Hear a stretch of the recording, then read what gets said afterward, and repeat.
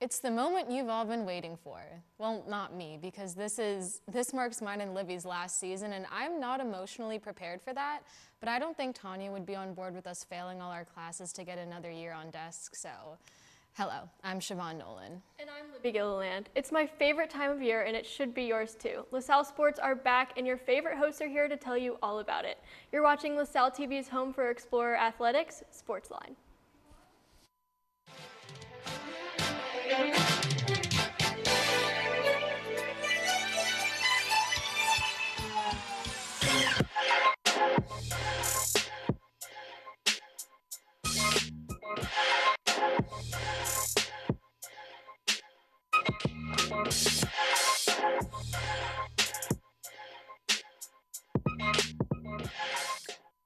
Welcome to SportsLine. Fall sports are in full swing for our Explorer teams, for better or worse, and we're here to catch you up on all the games that have happened so far.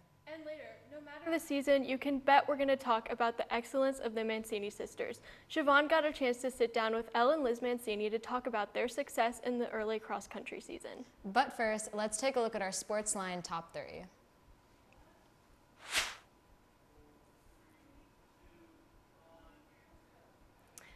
Number 1, golf's Kevin Lyden shot 61 at the Ryan T. Lee Memorial to break an NCAA record for lowest round in a collegiate debut. Not only did his round of 10 under break the NCAA record, but it broke LaSalle's program record for lowest 18-hole round and the course record at Shuttle Meadow Country Club. This performance leaves a bright future for this young freshman.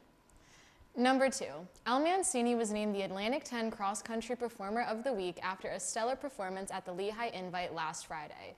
The graduate student finished in first place with a time of 21 minutes and 21.4 seconds, which also helped the women's team to a first place team finish.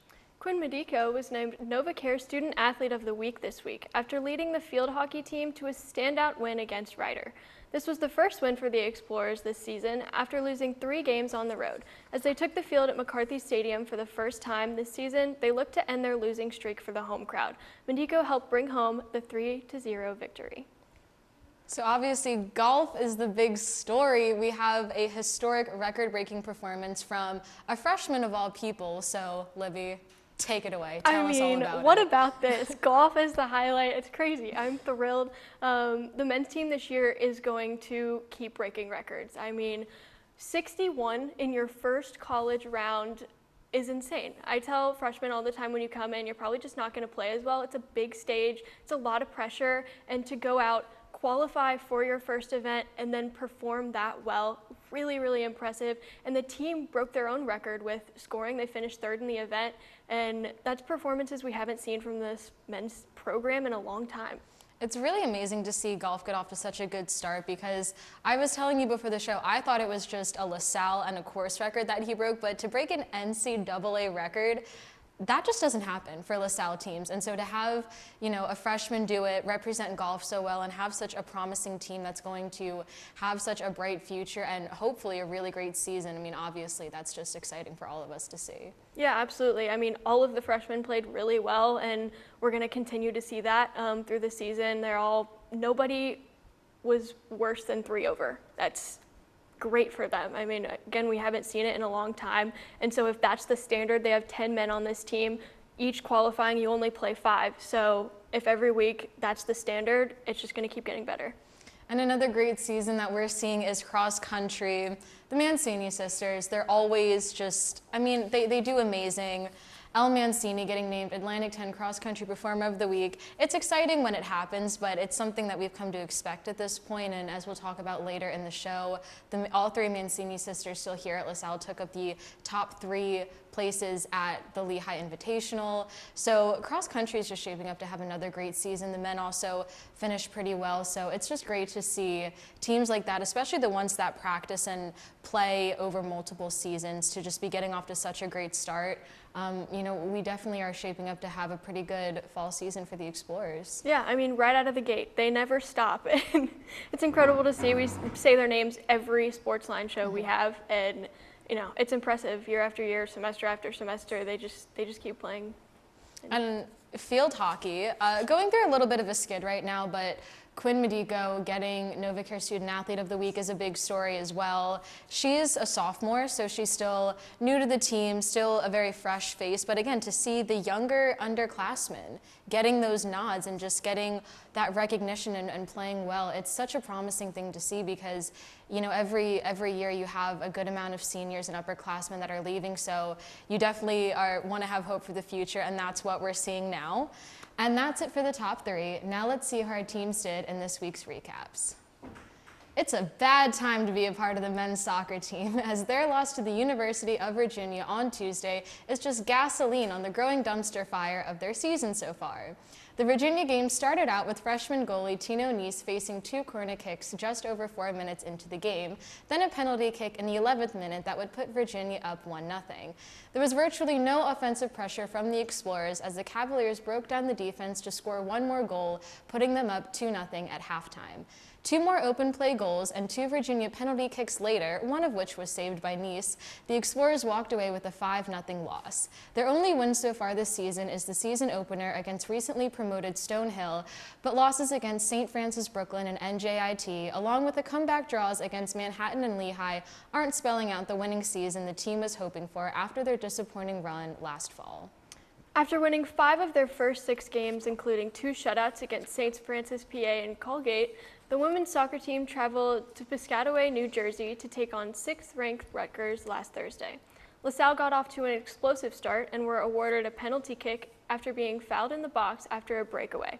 Alyssa Gargillo took the kick for the Explorers, sending the ball to the left side of the net and giving LaSalle an early lead. Unfortunately, this would be the only offense the Explorers would have all game. The Scarlet Knights answered back quickly, scoring their first goal in the 16th minute, followed by another one 2 minutes later, to give Rutgers a 2-1 lead. Rutgers nearly added a 3rd goal in the half, however, a great jump to tip the ball out of play from LaSalle's goalkeeper saved the goal. Rutgers added a 3rd goal in the 47th minute, making the final score 3-1. LaSalle's record dropped to 5-2, while Rutgers improved their season record to 7-0. Cross country kicked off their season at the Lehigh Invite last Friday, where both teams placed in the top 5. The women's team got off to a hot start with all 3 Mancini sisters finishing in the top 3 spots. Elle Mancini took first with a time of 21 minutes and 21.4 seconds. Liz Mancini was close behind in second with a time of 21 minutes and 21.8 seconds. Christine Mancini claimed third with a time of 21 minutes and 56.9 seconds. Maeve Gimbert finished in 13th place, while Jerica Lufrano rounded out the Explorers in 37th place, leading to a first-place team finish. On the men's side, James Patak crossed the finish line first for LaSalle, placing 31st with a time of 18 minutes and 43.6 seconds. Tayanga Mbamba was 2 seconds behind in 34th place with a time of 18 minutes and 45.5 seconds. Ibrahim Kadir, David Butts, and McCallum Rowe finished 37th, 39th, and 40th respectively, leading to a 5th place team finish. Men's golf broke more than one record last weekend with a breakout performance at the Ryan T. Memorial. Freshman Kevin Lyden led the team on Saturday with a standout 61. His teammates kept up with his pace and broke a school record, firing a 277 total. Day 2 didn't hold the same newsworthy scores, but the team stayed steady, with freshman Anthony Garcia leading the team at 3 under. The team set one more program record to end the weekend, firing a 36-hole team score of 10 under par, 558, with a 3rd place team finish. The team is set for the Hartford Hawk Invitational next weekend. LaSalle women's field hockey started off their season on fire, winning their first 2 games against Bryant and Merrimack. The Explorers then dropped their next 3 games to Rutgers, LIU, and Lehigh. On Sunday, LaSalle had their first home game of the season facing Rider, and they did not disappoint the home crowd. In the first quarter, both teams had trouble finding their footing, combining for 2 shot attempts during the period. LaSalle would find the net during the second quarter when Tatum Johnson rebounded a block shot attempt by Melina Balduzzi and put it in the cage to give the Explorers the lead going into half. LaSalle converted another opportunity early in the second half when Johnson, serving a corner, found Sophia Pla at the top of the circle. Pla ripped a shot that went to the cage to give the Explorers a 2-point advantage over the Broncos. Later in the quarter, after Pla's shot was blocked, Paige Doyle collected the ball on the right side to give LaSalle a comfortable 3-0 win. The win was Ryan Curley's first shutout as goalkeeper. Curley played all 60 minutes, collecting 6 saves in the process. The win brought the Explorers back to 500 at 3-3, while the Broncos' record fell to 3-2. So a lot to talk about. Obviously, men's soccer, very disappointing. It's just really disheartening to see them win their first game this season in front of the home crowd. Taylor Thames had an okay formation, but it's just gotten progressively worse. He's really pushing this really weird 5-2-3 formation, and he wants 5 attacking, 5 defending, which isn't a viable option for this team because the midfield is not where it needs to be, and there are midfielders that he keeps on the bench that he doesn't put into games that would really further the games and help them a lot. You know, the offensive pressure isn't there. The defense is kind of the bright spot, but even then, when you give up 3 penalties like they did in the Virginia game, one of which Tino Nice thankfully saved, it's just not a sustainable record. You're alternating 2 freshman goalies in net when you have a perfectly capable keeper in sophomore Zach Moore who can take over and take some of the pressure off of the new guys. He's starting the new guys way too much in my opinion, and I think that's why they're struggling so much because there's not a lot of experience on the field, and the older players in the leadership group that are on the field are not doing what they need to do to lead. So I don't have very high hopes for their season so far, which is really disappointing because I thought Taylor Thames would have found his footing right now, but it seems that they're honestly just kind of more lost than ever. Yeah, I mean, losses and ties is not what you're looking for, especially this early in the season. It's not good for team chemistry, and hopefully they can find a way to bounce back, but it's not looking the best right now. But there is a bright spot in women's soccer who are 5-2, which is infinitely better than what they did last season. You know, last season was kind of an outlier for them because they usually are really good, and so to go 5-2 at this point is definitely not the worst. They're playing St. Louis tonight, so we'll have those results for you in next week's show, but it's just great to see them getting back on track and seeing them getting, you know, the wins that we do expect from them. Paul Royal's in his 20th season, I think, so definitely a lot of consistency there. There's a lot of quality that they're bringing, so hopefully women's soccer can kind of pick up the slack in the soccer department. And with field hockey, they're having, you know, they're at 500, a pretty even season, 3-3. Field hockey is a little fickle. You know, they can do really well, they can do not so well. So they're one to keep an eye on. We never really know what's going to happen with field hockey. And we're going to take a quick break, but when we come back, I got to talk to Ellen Liz Mancini about their first cross-country meet of the season and what they're looking to get out of their last year at LaSalle.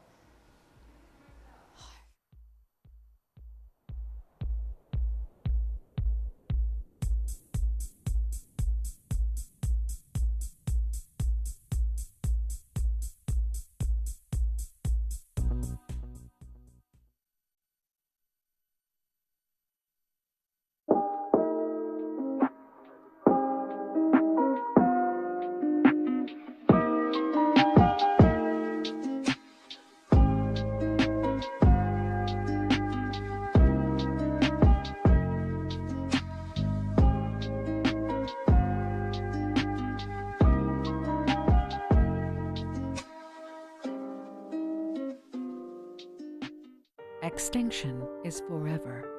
To save America's most iconic and imperiled species from extinction, we must fight for their future.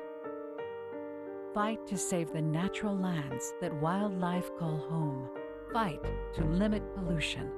Fight for smart development. Fight for their future. And fight for ours. For so goes nature, so goes us. MS does suck. MS mucks with your central nervous system. Almost everything about your body, your muscles, your organs, your ability to speak, your ability to understand, your ability to move. MS took everything from me. Everything I thought was important, everything I valued. I used to jump in a trampoline and swim with the kids. MS has affected me being a mom because I'm sorry. Despite MS, I will keep riding my bike. I will continue to be the strongest mom that I possibly can. I will still dance with my husband. I will continue to live the life that my daughter expects me to live. Multiple sclerosis may be a part of who you are, but it doesn't define you. I will never stop. I will never quit. I'm gonna keep being me.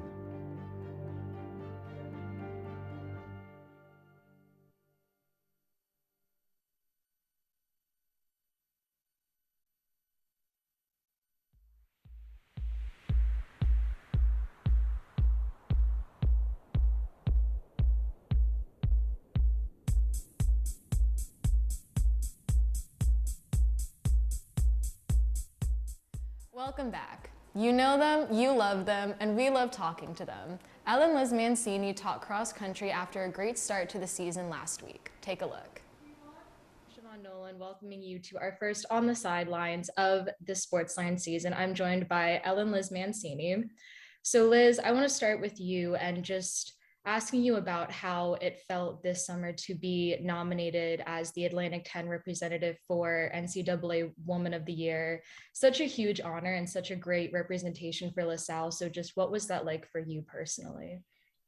Yeah, I mean, it was a huge honor to be nominated for that award. Coming off my season, it didn't end exactly how I was hoping it would. So it was definitely a little bit of a surprise that I was nominated, but I was thrilled. And, I'm always thrilled to represent LaSalle and the A10. And Elle, you recently got named the Atlantic 10 Cross Country Performer of the Week. So definitely getting the season off to a good start. What is that like for you to be named something, like that, even though it's happened multiple times throughout your time at LaSalle? It was really exciting. It's always a big honor to be nominated for any award, but specifically representing LaSalle and, like Liz said, the Atlantic 10. And same thing with her. At the end of my spring season didn't finish exactly the way I wanted to. So it was nice to kind of start off this season on the right foot. Yeah, we definitely started the season off on the right foot. You guys finished first and second at the Lehigh Invite, the first meet of the season. So can you just take me through what training for cross country is like and how it differs from what you do in track and how, it feels to just get the season off to such a strong start because the women's team overall finished in first, which is also an amazing achievement as well. Yeah, we're really excited about the season. The training does look a little bit different during cross and track. We spend a lot of time building a strong mileage base and tempo base. We do a lot more like aerobic work than we do during track. It's a lot of the longer, harder, grittier work that we do to build up for cross. And obviously we're thrilled about our team doing so well at Lehigh, and we hope to continue that momentum throughout the season and, put our best foot forward at A10s. And you guys finished within 0.4 seconds of each other in first and second. So does that ever kind of foster any competition of like, oh, I was this close to you, or like, I'm going to catch up to you next time and beat you next time? Or is it just like, you're proud and you're happy that you finished so close together and that, the margin for excellence is just, that narrow for you guys? I would say definitely both. We're definitely have like a friendly competition going. We both like to win. But we're also really happy when the other one does well. So definitely a little bit of both. Yeah. And I can get behind that. And the track team and cross country team is just gearing up for a great season overall. You guys have brought in a lot of new people to the team. You're welcoming a lot of new talent. So as one of the older and more experienced, two of the older, more experienced members on the team, what is your take on how this season's going to go and how these new runners are going to perform? Yeah, we're really excited about, the freshmen we brought in. We brought in people from as far as New Zealand and Canada, and it's always an adjustment, switching to college training, and they're definitely getting the hang of things. We're really looking forward to it. And we were 6th at A10s last year as a team, and we're hoping, we can improve upon that this year and be in the running for, top 3 or even a win. And I think the incoming freshmen will definitely be a part of that. So at this point in the season, we're just looking to do the right things in training and do the right things in these beginning races, and then so that we can peak when it's time for A10s. And you guys are back for your grad year this year. So obviously we love to have as many Mancini sisters in the team as possible. So what was the motivation for you guys to come back for that extra year and try and, kind of go out, I guess, with a bang and just take advantage of that extra eligibility that you have? Yeah, so it's kind of a double win because we get to get a master's degree from LaSalle, which is always great. We always want to get more education. And because of COVID, we have a full year of eligibility. So we were kind of like, why not? And it's nice. We get another year of training, another year of competing, another year with all our friends. We're really excited about it. And as we said before, I think both of us didn't end our season last year exactly how we were hoping for. So it's kind of nice that we have another year to maybe go out on a better foot when we end our career at LaSalle. And you guys have a 2-week or so break before the mainline invite. So what is the preparation and training looking like for that?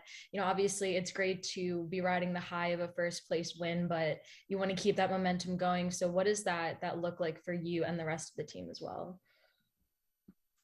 Yeah, so right now we're in a big training block. I would say it's our biggest training block of the cross country season. So as I said before, we're doing, 2 workouts a week. It's a lot of tempo aerobic stuff. And then we're also focusing on our long run, which is on Sunday. It's important to, build up that base going into the season. And then basically we all just kind of do what Tom says. He's like the brain behind it. So it's more about just us getting out there and working hard and doing what he says. And do you guys prefer a sort of longer break between invites, or do you like to take advantage of the momentum that you already have to get right back into the next one as quickly as possible? Because obviously you need a recovery period, but do you prefer a longer rest time or a shorter one for you guys? I definitely prefer like shorter, ever since COVID, just every opportunity that we get to race, I appreciate more than I did before. But as a runner, sometimes I think I need the longer breaks. So kind of both, I guess. Yeah, going off what Elle said, the fun part of cross country and track is racing. So I think I speak for everyone when I say that we love to race, and the less time between races, the happier we are. But it is important to get that recovery and that rest and those good training blocks. So we do tend to spread out meets a little bit during cross country. And just as a final question and more of a personal kind of interest and question that I have as someone whose mom is a track runner, how many steps do you guys think you get in an average day? Oh my gosh. Person. So I try to get my 10,000, but I feel like you guys are a little higher than that on the average day. I wonder if my watch gets it. I don't. I have my watch right here, so let me check. We average about 12 miles a day just of running. So I don't know what that would convert to in steps, but it's crazy. Yeah, I don't think my watch gets steps, so I don't know. I've always kind of know. That. Wait, right now I'm at 2,149 for the day. That doesn't seem right. Yeah, it's probably not. I don't know. Yeah, I don't know, but like Liz said, we average about 12 miles a day, so whatever that would be. Yeah, so definitely a little more than you would get just walking to your classes around campus. But thank you, Elle and Liz, for joining us for our first interview, and we wish you guys luck at your next meet. Thank you so much for having us, Siobhan. We're going to take one last break, but when we come back, we have all the previews of the upcoming LaSalle Spring Sports. It's not spring sports. I didn't take that.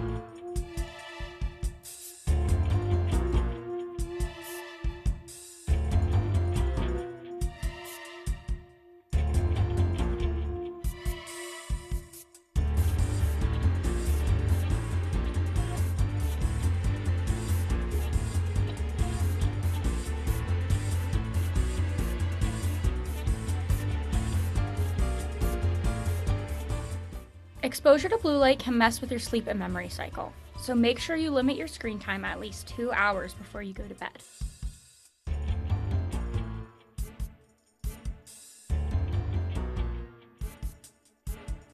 People join Walk MS to raise awareness and funds that change the world for everyone affected by multiple sclerosis. Walk MS brings communities together, creating teams with friends, loved ones, and coworkers to rally around those we care about and end MS forever. Together, we can change the world for people with MS. Register today at walkms.org.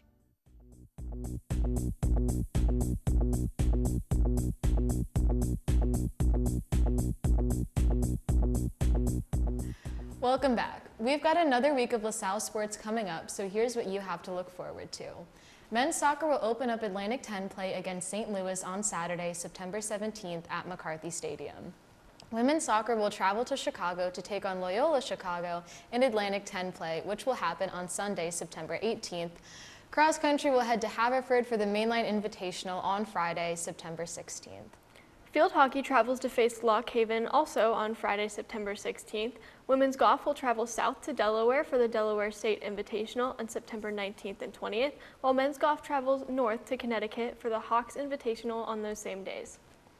So Libby, I think I know which one you're most excited to see. How do you think men's and women's golf are going to perform in their respective invitationals? Yeah, I definitely think men's golf, as we saw last week, is just going to keep the momentum. I mean, like I said, there's 10 guys on that team, so they have to qualify again, shoot low scores, and I think they're going to go out and, break some more records. Why don't they? I hope so.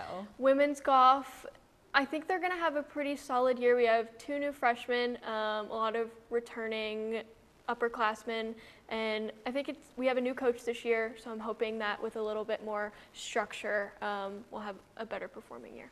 I'm really excited to see women's soccer because Loyola Chicago just got into the A10, so it'll be fun to see how they fare in the conference. And that just about wraps it up for us this week. If you can't make it out to see the Explorer Report, be sure to tune in next week for our coverage. Keep up with this weekend's other sporting events by visiting goexplorers.com. You can also check out on the digital edition of The Collegian, which now features SportsLine content. Also check us out on Facebook at facebook.com/LaSalleTV and on Instagram at SportsLineLTV. We welcome you to send your thoughts and suggestions there. This week's poll is, who has better pumpkin spice, Starbucks or Dunkin'? It's a hard one, but for our entire SportsLine team, I'm Siobhan Nolan. And I'm Libby Gilliland. Thanks for tuning in, and we'll see you at the game.